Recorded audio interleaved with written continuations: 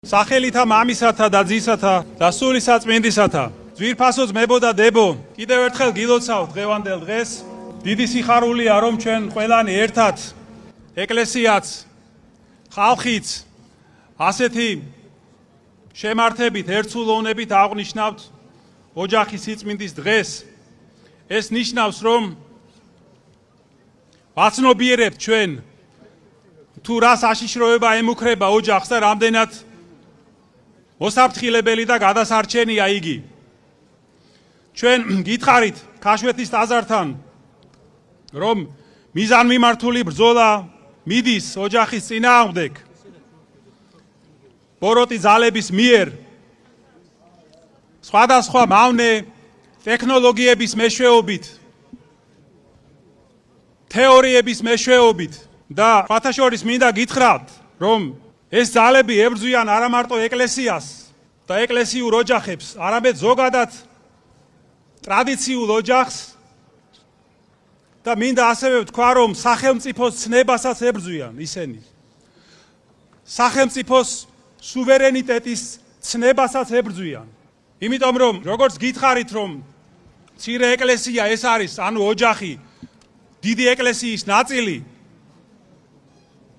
ასევე კაცობრიობის უდიდესი მოაზროვნეები, ისეთები როგორიც იყვნენ არისტოტელე და სხვები, წერენ, რომ ოჯახი არის სახელმწიფოს ფუძეც, რომ სახელმწიფო შედგება ოჯახებისგან. არისტოტელე პირდაპირ წერს ამას. ამიტომ საერო ტრადიციაც მსგავს რამეს ამბობს. ამიტომ ჩვენ გმართებს განსაკუთრებით წინ აღვუდგეთ აი ამ ტექნოლოგიებს და ამ თეორიებს. და თუ რაიმე უკვე შემოვიდა ჩვენს ქვეყანაში, მაქსიმალურად ვეცადოთ შევაკავოთ და აღმოვფხრათ ისინი. ძალიან მნიშვნელოვანია, რომ ჩვენმა ხელისუფლებამ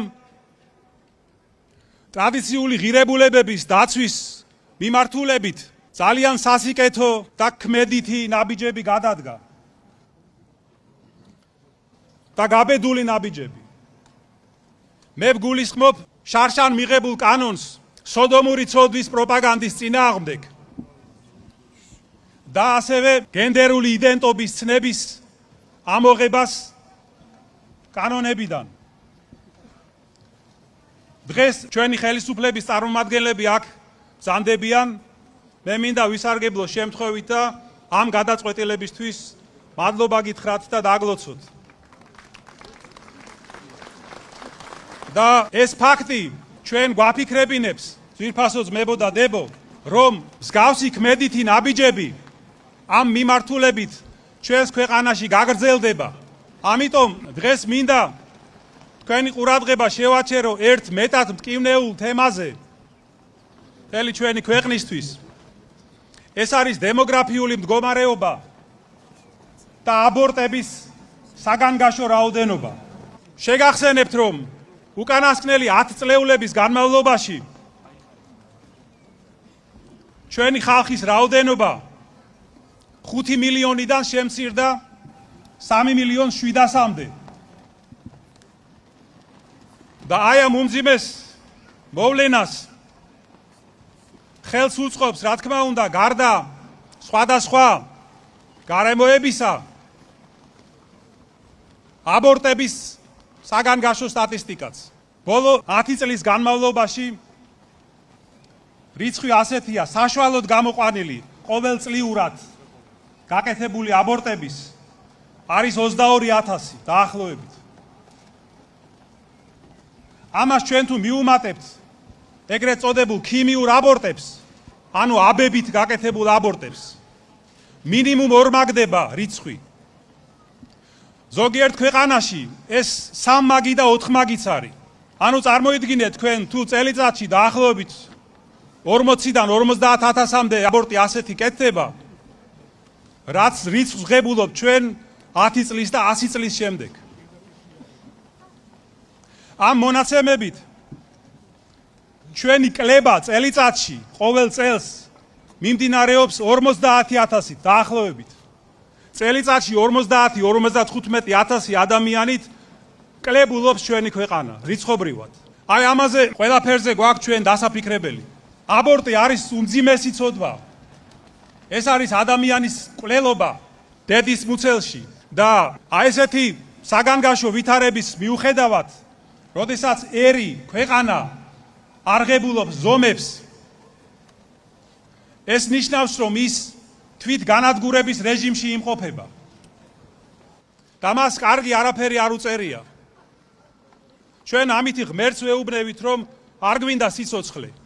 და ჩდება ეს კითხვები. ვართ კი ბრძოლის უნარიანი და არის თუ არა ჩვენში ეს ბრძოლის უნარიანობა, სიცოცხლის სურვილი. ეს აუცილებლად გამოიღებს თავის და უკვე მოაქვს თავისი უარყოფითი შედეგები. აი როგორც არსებობს ფიზიკის კანონები, რომელთა დარღვევაც აუცილებლად იწვევს დიდ დაზიანებას და სიკვდილსაც, ასევე სულიერი კანონებიც არსებობს და მათი დარღვევა იწვევს სულიერ დაზიანებას და სულიერ განადგურებას და სულიერ სიკვდილს. ერი, რომელიც თავის შვილებს კლავს, ის ერი ვერ ეღირსება დიდ ბედნიერებას, დიდ გამარჯვებებს, გამთლიანებას და გადარჩენას. აი ამაზე ყველაფერზე უნდა დავფიქრდეთ ჩვენ, თუ როგორ შევაჩეროთ ეს ყველაფერი ჩვენს ქვეყანაში. და რა არის გამოსავალი ამისი? პირველ რიგში უნდა ვიზრუნოთ ცნობიერების ამაღლებაზე ჩვენს ხალხში, რომ აბორტი გააზრებული უნდა იყოს როგორც დიდი ცოდვა. და ის მარტივი ჭეშმარიტება უნდა გავიგოთ ყველამ, რომ ემბრიონი ჩასახული ეს არის ადამიანი და რომ ადამიანის მოკლა ეს არ შეიძლება. და საკუთარი შვილის ამ გზით მოშორების ხარჯზე ბედნიერების და კომფორტის აწყობა შეუძლებელია, გამორიცხულია. ამ ხრივ ძალიან კარგი გამოცდილება არსებობს ბევრ მოწინავე ქვეყანაში, ამერიკის შეერთებულ შტატებში, ევროკავშირის ქვეყნებში, სადაც ასეთი მუშაობა ძალიან აქტიურად მიმდინარეობს და მიღებულია საკანონმდებლო ნორმები, რომელიც მეტად თუ ნაკლებად ზღუდავს აბორტის გაკეთებას. ამერიკის შეერთებულ შტატებში 10 შტატია, სადაც საერთოდ აკრძალულია აბორტი. და ბევრ ქვეყანაში არის მეტნაკლებად სხვადასხვანაირი რეგულაციები. ასე რომ ჩვენ ალბათ დადგა დრო იმისა, რომ ვიფიქროთ ამაზე. ვიფიქროთ აი ამ ცნობიერების ამაღლებაზე. ამისთვის არსებობს კარგი პრაქტიკები საგანმანათლებლო, იქნებ ვიფიქროთ ამის დანერგვაზე ჩვენს ქვეყანაში.